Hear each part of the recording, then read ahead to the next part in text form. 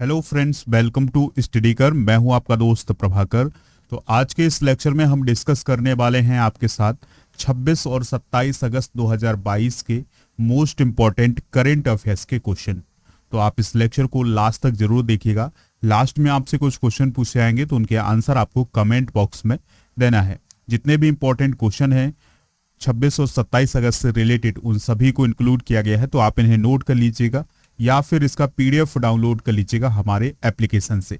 Application का link आपको description में मिल जाएगा या फिर आप गूगल प्ले स्टोर से भी डाउनलोड कर सकते हैं। तो हमारे एप्लीकेशन पर आपको इसका पीडीएफ स्टडी मटेरियल पर मिलेगा और फ्री टेस्ट भी दे सकते हैं इसी लेक्चर का। तो आप इस लेक्चर को बहुत ही ध्यान से सुनते जाइएगा। आपके लिए एक और इन्फॉर्मेशन है कि आप जुलाई मंथ का जो करंट अफेयर्स का पीडीएफ है वो भी डाउनलोड कर सकते हैं हमारे एप्लीकेशन से। भारत में वर्तमान में कौन क्या है इसका पीडीएफ भी मिल जाएगा और साइंस के 1000 से अधिक प्रश्नों का पीडीएफ भी आपको हमारे एप्लीकेशन पर मिल जाएगा, तो इनको भी आप डाउनलोड कर सकते हैं। फर्स्ट क्वेश्चन है, ध्यान से सुनिएगा। 12वां भारतीय राष्ट्रीय विज्ञान फिल्म महोत्सव कहाँ आयोजित हुआ है? तो इसका आंसर है भोपाल में। कहाँ आयोजित हुआ है? भोपाल में। भोपाल मध्य प्रदेश की राजधानी है, तो वहां पर भारतीय राष्ट्रीय विज्ञान फिल्म महोत्सव का आयोजन किया गया है। दोस्तों, ये भारतीय राष्ट्रीय विज्ञान फिल्म महोत्सव क्या है? तो इसका अर्थ ये है कि यहाँ पर उन फिल्मों को प्रदर्शित किया गया है जो फिल्में विज्ञान से संबंधित हैं।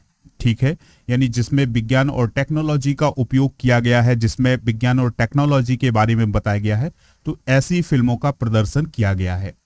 तो मध्य प्रदेश विज्ञान और प्रौद्योगिकी परिषद भोपाल के रविंद्र भवन में 12वें भारतीय राष्ट्रीय विज्ञान फिल्म महोत्सव का आयोजन किया गया है। दोस्तों, यह भारत का अपनी तरह का पहला फिल्म समारोह है जहां लोकप्रिय विज्ञान, प्रौद्योगिकी, स्वास्थ्य और पर्यावरण के मुद्दों से जो जुड़ी डॉक्यूमेंट्री हैं, शॉर्ट फिल्में हैं, उनको प्रदर्शित किया जाता है। अगला प्रश्न है, प्रधानमंत्री नरेंद्र मोदी ने किस राज्य में होमी भाभा कैंसर अस्पताल का उद्घाटन किया है? आंसर है इसका पंजाब में। तो दोस्तों, पंजाब में प्राइम मिनिस्टर नरेंद्र मोदी ने होमी भाभा कैंसर अस्पताल और अनुसंधान केंद्र राष्ट्र को समर्पित किया है।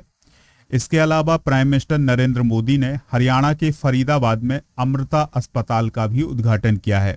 यह 6000 करोड़ रुपए के खर्च के साथ बना हुआ है और ये कितने एरिया में बना हुआ है? 133 एकड़ में बना हुआ है।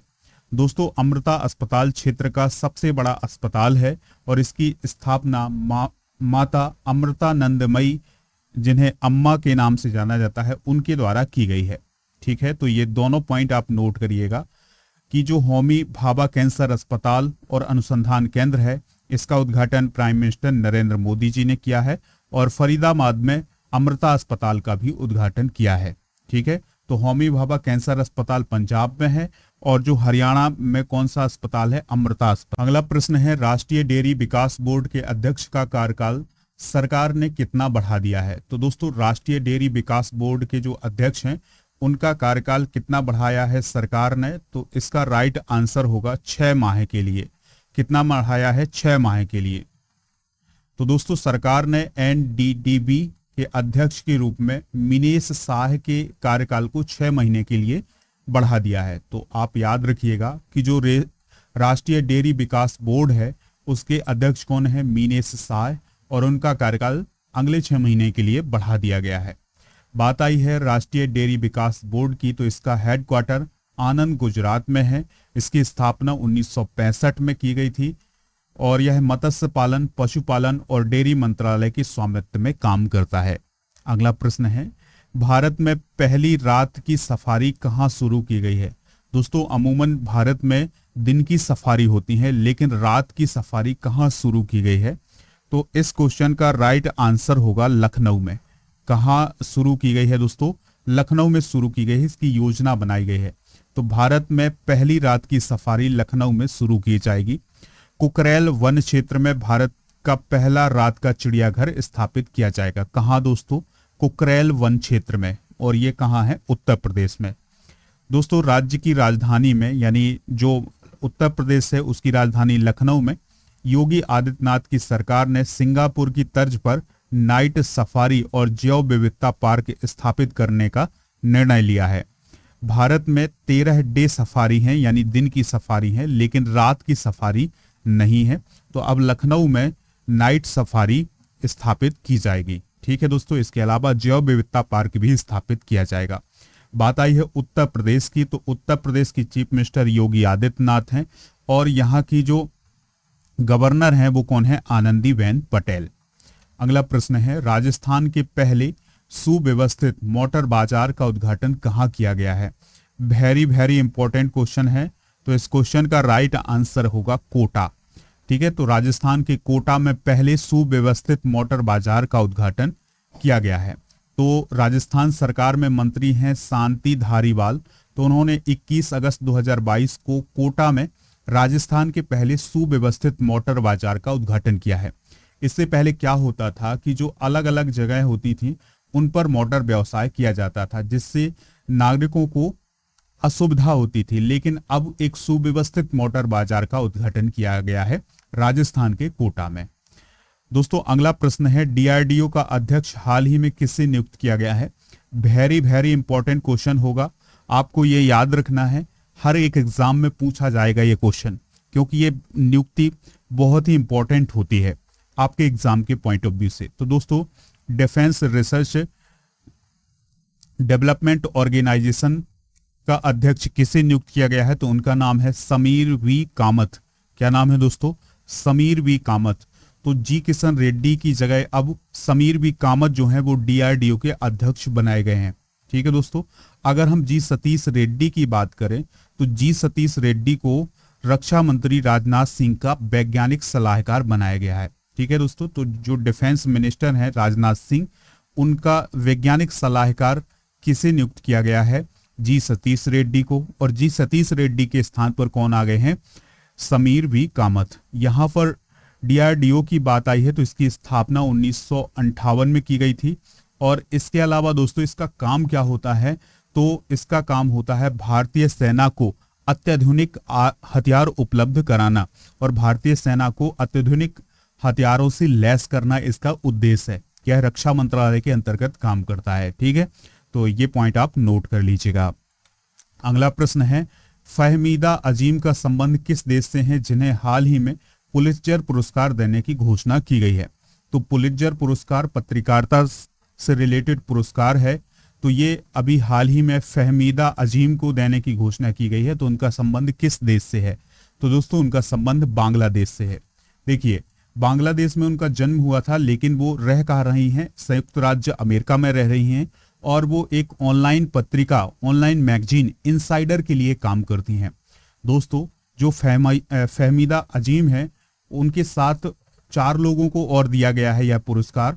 तो उन कौन कौन है, एंथनी डेल कर्नल, जोस एडम्स और बाल्ड हिक्की।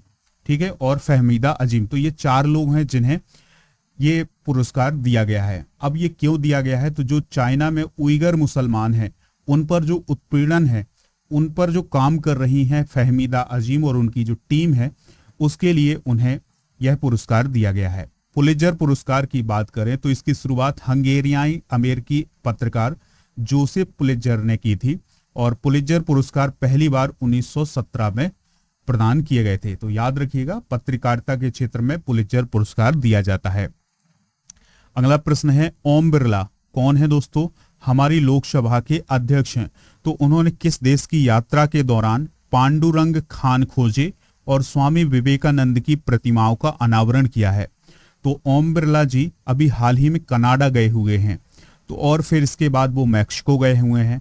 तो मैक्सिको में उन्होंने पांडुरंग खान खोजे और स्वामी विवेकानंद की प्रतिमाओं का अनावरण किया है। तो कहाँ किया है, मैक्सिको में। तो इसका राइट आंसर होगा मैक्सिको। तो दोस्तों लोकसभा अध्यक्ष ओम बिरला कनाडा किस लिए गए हुए हैं, तो इसको भी आप जान लीजिएगा, क्योंकि वहां पर 65वां राष्ट्रमंडल संसदीय सम्मेलन हो रहा है, तो उसमें भाग लेने के लिए वो वहां पर गए हैं। देखिए दोस्तों, आप स्वामी विवेकानंद के बारे में तो बहुत सारी बातें जानते होंगे, लेकिन पांडुरंग खान खोजे कौन है, तो पांडुरंग खान खोजे महाराष्ट्र में जन्म लेने वाले एक स्वतंत्रता सेनानी हैं और एक कृषि वैज्ञानिक हैं। और दोस्तों आपने गदर पार्टी सुना होगा, तो गदर पार्टी के जो संस्थापक सदस्य थे वो कौन थे, पांडुरंग खान खोजे। अगला प्रश्न है, भारत स्वच्छ वायु शिखर सम्मेलन 2022-23 कहाँ आयोजित हुआ है? तो भारत स्वच्छ वायु शिखर सम्मेलन 2022-23 कहाँ पर आयोजित किया गया है? बेंगलुरु में आयोजित किया गया है। तो कर्नाटक की जो राजधानी है बेंगलुरु, वहां पर भारत स्वच्छ वायु शिखर सम्मेलन आयोजित किया गया है। वायु प्रदूषण और जलवायु परिवर्तन के मुद्दों को हल करने पर चर्चा करने के लिए वैश्विक विशेषज्ञों के साथ भारत स्वच्छ वायु शिखर सम्मेलन का चौथा संस्करण बेंगलुरु में आयोजित किया गया है। अगला प्रश्न है, न्यू इंडिया पुस्तक का विमोचन किसने किया है? तो दोस्तों हाल ही में न्यू इंडिया पुस्तक का विमोचन किया गया है पूर्व उपराष्ट्रपति एम वेंकैया नायडू जी के द्वारा। और जो ये न्यू इंडिया नामक पुस्तक है, इसमें किसके बारे में और किसके विचार इसमें लिखे गए हैं? तो दोस्तों जो पूर्व वित्त मंत्री हैं भारत के और अब इस दुनिया में नहीं है, अरुण जेटली जी, तो उनके द्वारा जो चयनित लेख हैं उनका संकलन किया गया है, उनके विचार बताए गए हैं इस पुस्तक में। पुस्तक का नाम जरूर याद रखिएगा, न्यू इंडिया। तो न्यू इंडिया जो पुस्तक है उसमें अरुण जेटली जी के जो लेख थे उनका संकलन किया गया है। तो उनकी पुण्यतिथि पर अभी हाल ही में नई दिल्ली में इस पुस्तक का विमोचन किया गया है पूर्व उपराष्ट्रपति एम वेंकैया नायडू जी के द्वारा। अब आपसे एक क्वेश्चन पूछा जा रहा है, तो उसका जवाब भी आप कमेंट बॉक्स में जरूर दीजिएगा। राष्ट्रीय डेयरी विकास बोर्ड की स्थापना कब की गई थी? तो इसका आंसर आप कमेंट बॉक्स में दीजिएगा, हमें इंतजार रहेगा आपके आंसर का। लेक्चर पसंद आया हो तो आप इसे लाइक कर दें और शेयर कर दें सभी दोस्तों को सभी सोशल मीडिया प्लेटफॉर्म पर। और दोस्तों आप एप्लीकेशन डाउनलोड कर लें पीडीएफ के लिए। जय हिंद, वंदे मातरम।